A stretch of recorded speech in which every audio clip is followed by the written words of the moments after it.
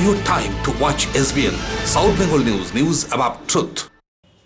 নমস্কার, আপনারা দেখছেন সাউথ বেঙ্গল নিউজ। রবিবার আসানসোল উত্তর বিধানসভা কেন্দ্রে আয়োজিত হয় বিজেপির আর নয় অন্যায় কর্মসূচি।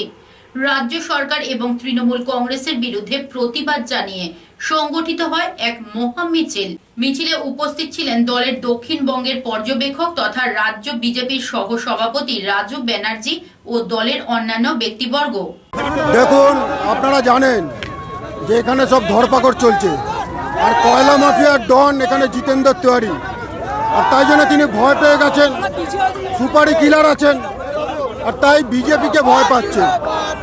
আর তাই জন্যে তিনি গুন্ডা বাহিনী বাইরে থেকে ভাড়া করে এনেছেন, বোমা বন্দুক দিয়ে বিজেপিকে রোখার চেষ্টা করছে। বিজেপিকে বোমা বন্দুক দিয়ে রোখা যায় না জিতেন্দ্র বাবু, কিন্তু আপনাকে আমরা জেলে ভরবো, আপনাকে আমরা জেলের ভাত খাওয়াবো, কেউ রুখতে পারবে না। আগামী দিনের স্ট্র্যাটেজি কি?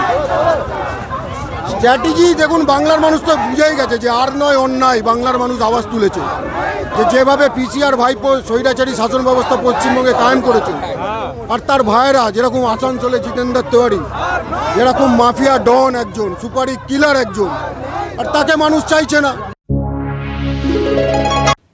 রবিবার আসানসোল অগ্নিকন্যা ভবনে আয়োজিত হয় বঙ্গীয় ইমাম পরিষদের পশ্চিম বর্ধমান জেলার প্রথম বার্ষিক সম্মেলন। মুসলিম ধর্মগুরু, ইমাম এবং মুসলিম সম্প্রদায়ের বিশিষ্ট মানুষজন উপস্থিত ছিলেন এই সম্মেলনে প্রধান অতিথি হিসাবে উপস্থিত ছিলেন আসানসোল পৌর নিগম প্রশাসনিক বোর্ডের চেয়ারপারসন জিতেন্দ্র কুমার তিওয়ারি।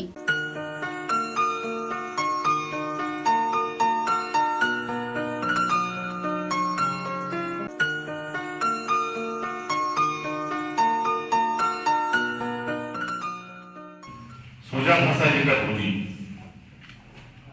যে ইমাম সাহেবের কাজই হলো ইসলাম সম্পর্কে মানুষকে অবগত করানো, বিভিন্ন মসজিদে নামাজ পাঠ করানো এবং কোরআন শরীফে বিভিন্ন যে আয়াত আছে সেগুলোর মানে কি মানুষকে ঠিকভাবে বোঝানো। এবং এটা কতটা আমরা বুঝেছি আমি ঠিক জানি না, কিন্তু আমরা সোজা ভাষায় এটাই জানি ইমাম সাহেব এই কাজগুলো করে দেবে। চলে যাব পরবর্তী খবরের দিকে। আসানসোল দক্ষিণ বিধানসভা তৃণমূল কংগ্রেসের উদ্যোগে রবিবার আয়োজিত হয় কেন্দ্র বিরোধী মহামিছিল। তৃণমূল আসানসোল দক্ষিণ ব্লক সভাপতি লক্ষণ ঠাকুরের নেতৃত্বে সংগঠিত হয় এই মিছিল। কেন্দ্রের কৃষি বিল, নতুন শ্রমনীতি এবং শিল্পনীতির প্রতিবাদে সংগঠিত হয় এই মিছিলকে কেন্দ্র করে তৃণমূল কর্মী সমর্থকদের উৎসাহ উদ্দীপনা ছিল চোখে পড়ার মতো।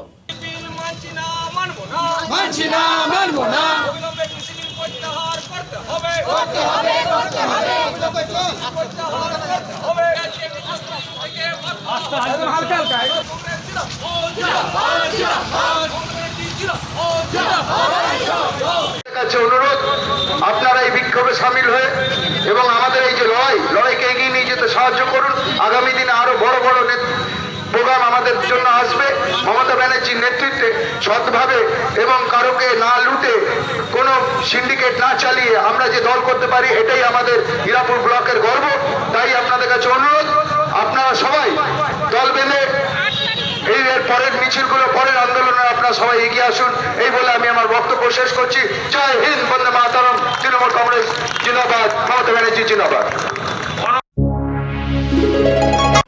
কেন্দ্রীয় সরকারের কৃষি বিলের প্রতিবাদে দেশ জুড়ে আন্দোলনে নেমেছে দেশের কৃষক সমাজ।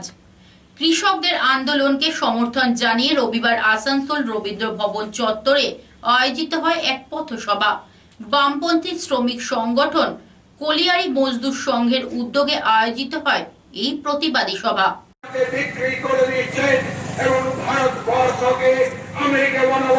आज पश्चिम बर्धमान जिला की कम्युनिस्ट पार्टी की तरफ से पूरे देश के लिए जो किसान लोग 8 तारीख को बंद बुलाए हैं, उसके समर्थन में यहाँ स्क्वाड मीटिंग की जा रही है।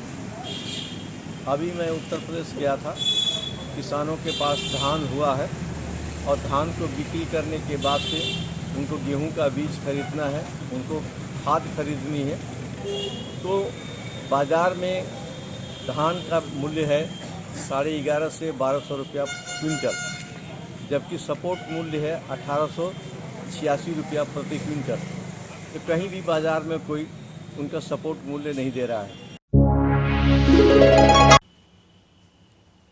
দুয়ারে সরকার কর্মসূচিকে সামনে রেখে আসানসোল উত্তর বিধানসভার বিধায়ক তথা রাজ্যের আইন ও শ্রমমন্ত্রী মলয় ঘটক পৌঁছে গিয়েছিলেন সমাজের দুস্থ অংশের কাছে।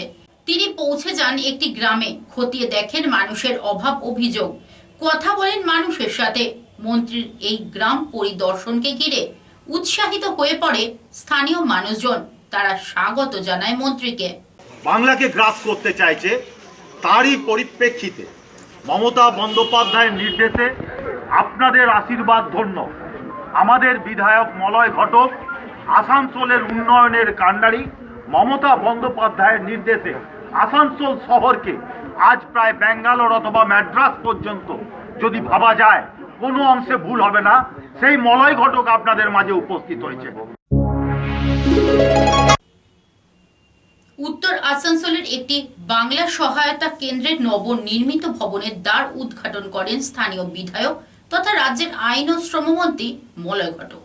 গারুই সরস্বতী লাইব্রেরিতে নির্মিত হয়েছে এই সহায়তা কেন্দ্র। ভবন উদ্বোধনের পর মন্ত্রী জানান, এই কেন্দ্র থেকেই পাওয়া যাবে বিভিন্ন সরকারি প্রকল্পের তথ্য ও পরিষেবা।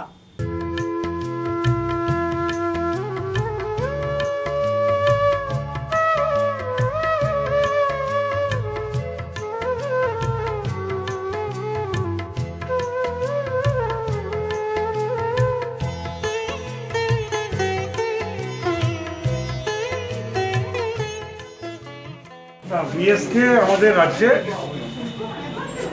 প্রায় 700 কত লাইব্রেরিতে 748 লাইব্রেরিতে পুরো ওয়েস্ট বেঙ্গলে এই প্রকল্পটা হচ্ছে এবং আরও অন্যান্য জায়গাতেও হচ্ছে, খালি লাইব্রেরি নয়। কয়েকদিন আগে বার্নপুরেও আমি গেছিলাম একটি ক্লাবে, সেখানেও লাইব্রেরি আছে ওদের, সেখানে এই ধরনের প্রকল্প উদ্বোধন হয়েছে। গাড়ুয়েও আজকে হলো। আশেপাশে যত গ্রামের মানুষ আছে তাদের যে সমস্ত পরিষেবার কাজগুলো, সেই কাজগুলোর জায়গায় সে কাজগুলোর জন্য আর সেই অফিসে দৌড়ানোর দরকার নেই। এখানে যদি আসেন, এখানে এসে যদি বলেন, এখানে যদি থাকবেন, তিনি সঙ্গে সঙ্গে তাকে সেই পরিষেবার কাজটি করে দেবেন। একটু আগেই আমাদের ডিএলও সাহেব বলল যে এমনকি ইলেকট্রিকের বিল দিতেও আর ইলেকট্রিক অফিসে যাওয়ার দরকার নেই, এখান থেকেই উনি দিতে পারবেন। কোনো জমির পর্চা বের করতে গেলে এখান থেকেই তিনি বের করতে পারবেন। স্বাস্থ্যসাথীর যদি কার্ড করতে হয়, এখান থেকেই ফর্ম ফিল আপ করতে পারবেন। রবিবার আসানসোল বানপুর রোড চিত্রা সংলগ্ন অঞ্চলে পশ্চিম বর্ধমান তৃণমূল উদ্বাস্তু সংগঠনের উদ্যোগে আয়োজিত হয় এক সামাজিক কর্মসূচি। বহু সংখ্যক দুস্থ মানুষজনের মধ্যে বিতরণ করা হয় কম্বল। কর্মসূচিতে উপস্থিত ছিলেন জেলা তৃণমূল কংগ্রেস সভাপতি জিতেন্দ্র কুমার তেওয়ারি এবং উদ্বাস্তু সংগঠনের জেলা সভাপতি কল্যাণ দাশগুপ্ত সহ আরও অন্যান্য ব্যক্তিবর্গ।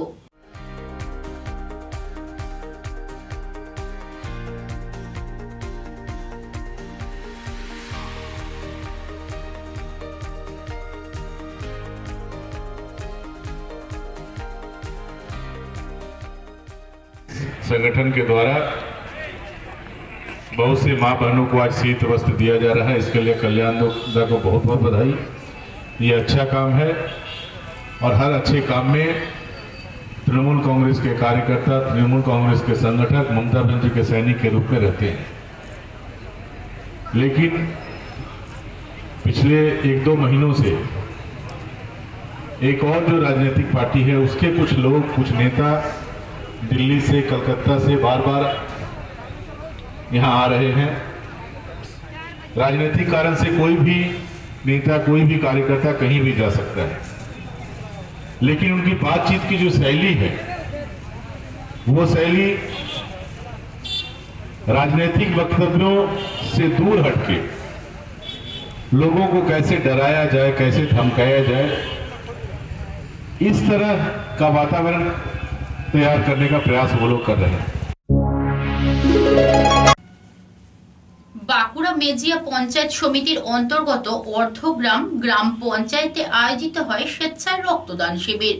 অর্ধগ্রাম গ্রাম পঞ্চায়েত এবং লায়ন্স ক্লাবের যৌথ উদ্যোগে আয়োজিত হয় এই শিবির। প্রায় 50 জন রক্তদাতা রক্তদান করেন এই শিবিরে। শিবিরে উপস্থিত ছিলেন মেজিয়ার সমষ্টি উন্নয়ন আধিকারিক, অর্ধগ্রাম পঞ্চায়েত প্রধান মলয় মুখার্জি এবং আরো অন্যান্য বিশিষ্ট ব্যক্তিবর্গ। বাঁকুড়া মেজিয়া পঞ্চায়েত সমিতির অন্তর্গত অর্ধগ্রাম গ্রাম পঞ্চায়েতের ভবনে আয়োজিত হয় এই শিবির। মূলত রক্তের গ্রুপ নির্ণয় এবং থ্যালাসেমিয়া রোগীদের জন্য স্বেচ্ছায় রক্তদান শিবির আয়োজিত হয় এই শিবিরে। অর্ধ গ্রাম পঞ্চায়েতের প্রধান তথা বিশিষ্ট সমাজসেবী মলয় মুখোপাধ্যায়ের নেতৃত্বে প্রায়শই সংগঠিত হয় এই ধরনের সামাজিক কর্মসূচি তথা রক্তদান শিবির। এই শিবিরকে ঘিরে স্থানীয় যুবকদের অত্যন্ত উৎসাহ উদ্দীপনা ছিল, যেটা আমরা কথা বলে জানতে পারছি যে আগামী দিনে সংগঠিত হবে এই ধরনের রক্তদান শিবির এবং অন্যান্য সামাজিক কর্মসূচি।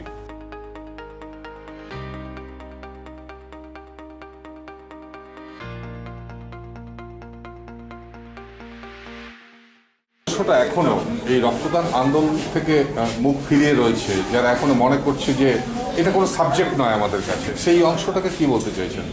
দেখুন, এটা তো ঠিক যে একটা সময় ছিল যেখানে রক্তদাতার পরিমাণ হাতে গোনা কিছু মানুষ ছিল। আমরাও দেখেছি যে এর আগে ছোটো থেকেই আমরা ক্লাস 9-এ আমি প্রথম অর্গানাইজ করি এই ব্লাড ডোনেশন ক্যাম্প। তো সেখানেও সেই দিনে সালটা হয়তো 96 এরকম কিছু ঘটে। তো সেখানেও আমরা 94 জন রক্তদাতা আমার এই গ্রাম থেকে রক্ত দিয়েছি। এরপর প্রতি বছরই হয়, আমার গ্রাম পঞ্চায়েত থেকে এই নিয়ে তৃতীয় আমাদের ক্যাম্প হচ্ছে। এবার আমরা লায়ন্সকে পাশে পেয়েছি, বাঁকুড়া লায়ন্স ক্লাবকে সঙ্গে নিয়ে এটা করছি। এটা আগে যে পরিমাণটা ছিল সেটার থেকে এখন মানুষ অনেক বুঝেছে, অনেক আমরা তাদেরকে করতে পেরেছি। এবং বিশেষ করে মহিলারা, একটা সময় ছিল যে কোনো মহিলারাই এগিয়ে আসতেন না রক্ত দিতে। তারা ভাবতো যে আমাদের শরীরে রক্ত দিলে হয়তো আমাদের রক্তের পরিমাণ একদম কমে যাবে, আমরা অসুস্থ হয়ে পড়ব।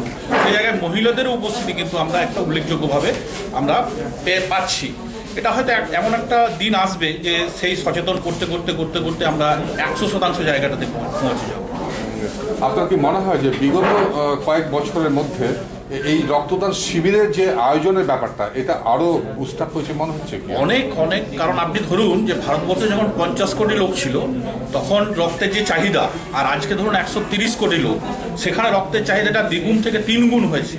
এবং মানুষের যে অসুস্থতার হার সেটাও কিন্তু আগের থেকে অনেক বেশি, এবং রক্তের চাহিদা যেটা মানুষের মানে পেশেন্টদের সেটাও কিন্তু অনেক বেশি। সেখানে ধরুন আমরা বিভিন্ন সংগঠনের পক্ষ থেকে, পঞ্চায়েতের পক্ষ থেকে, ক্লাবের পক্ষ থেকে এগুলো করে করে করে করে সেই চাহিদাটা কিন্তু আমরা যোগান দিতে পারি।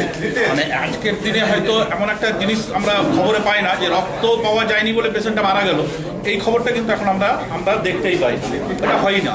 তাহলে রক্তের পূরণটা কিন্তু যেভাবে হোক সেটা হয়ে যাচ্ছে। আজকে এই রক্তদান শিবিরে আশা করছেন কত ইউনিট সংগ্রহ? আমি এটাকে 50-এর ইয়েতে নিয়ে এসেছি। আমরা যদিও এই লোকাল গ্রাম নিয়ে করছি, আমরা 16টা গ্রামকে আমরা টানি নিয়ে এখানে, আমরা জানি 50টা এখানেই আমাদের হয়ে যাবে।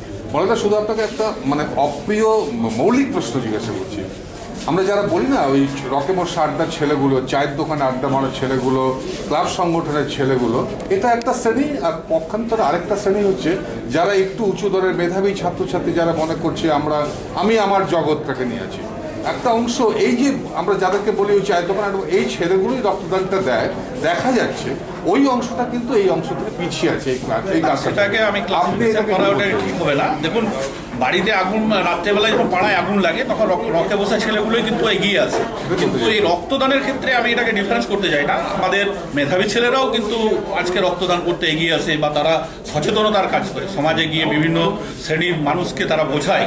তো এই রক্তদানের ক্ষেত্রে এটা স্পেসিফিক নয়। কিন্তু আপনি যদি বলেন রাত্রেবেলায় আগুন লাগলে বা রাত্রেবেলায় একটা বিপদ হয়ে গেলে, তখন রক্তে বসা ছেলেরা কিন্তু এখানে সর্বপ্রথম সেখানে অংশগ্রহণ। বিজেপির ওবিসি মোর্চার পক্ষ থেকে শ্রদ্ধা জানানো হয় স্বাধীন ভারতের সংবিধান স্রষ্টা ডক্টর বি.আর. আম্বেদকরকে। শহর আসানসোলে প্রয়াত নেতার 64তম প্রয়াণ দিবস পালন করা হয় বিভিন্ন কর্মসূচির মধ্যে দিয়ে। মাল্যদান করা হয় ডক্টর বি.আর. আম্বেদকরের প্রতিকৃতিতে। আমাদের এই বাজার কার্যালয়ে ওবিসি মোর্চার পক্ষ থেকে ভীমরাও আম্বেদকর সমরসতা দিবস পালন হচ্ছে। সংবাদ সফর এখনকার মতো এই পর্যন্তই। সমস্ত খবরের আপডেটস পেতে চোখ রাখুন এই সময় এই চ্যানেলে। নমস্কার।